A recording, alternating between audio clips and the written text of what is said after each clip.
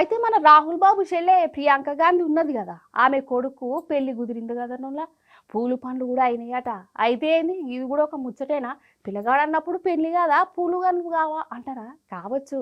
కానీ ఎంకి పెళ్లి సుబ్బు చావుకు వచ్చినట్టు మేనల్లు రగ్గం రాహుల్ బాబుకు నెత్తి నొప్పి పట్టుకొచ్చిందట.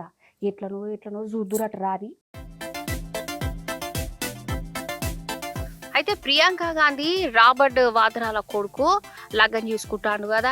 ఇప్పటికే వరపూజ పూలు పండ్లు కూడా అయిపోయినాయట. ఇక పెండి తారీఖు కూడా జల్దీనే పెట్టుకున్నారట. సరే, ఇది ఇక్కడ ఒడవని ముచ్చట.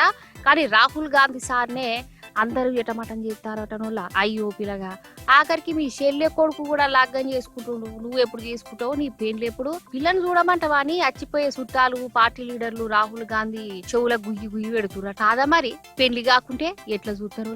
ప్రతి ఒక్కరు అడుగుడైనా ఇంకెప్పుడు పెళ్లి, ఎన్నడు చేసుకుంటావు అని ఏడికి పోయినా పానం తింటురట చుట్టుముట్టు ఉన్నోళ్ళు. ఇక ఇప్పుడు రాహుల్ బాబు గట్టనే అయింది. నీకంటే గత చిన్నోడు నీ చెండ్ల కొడుకే పెళ్లి చేసుకుంటుండు.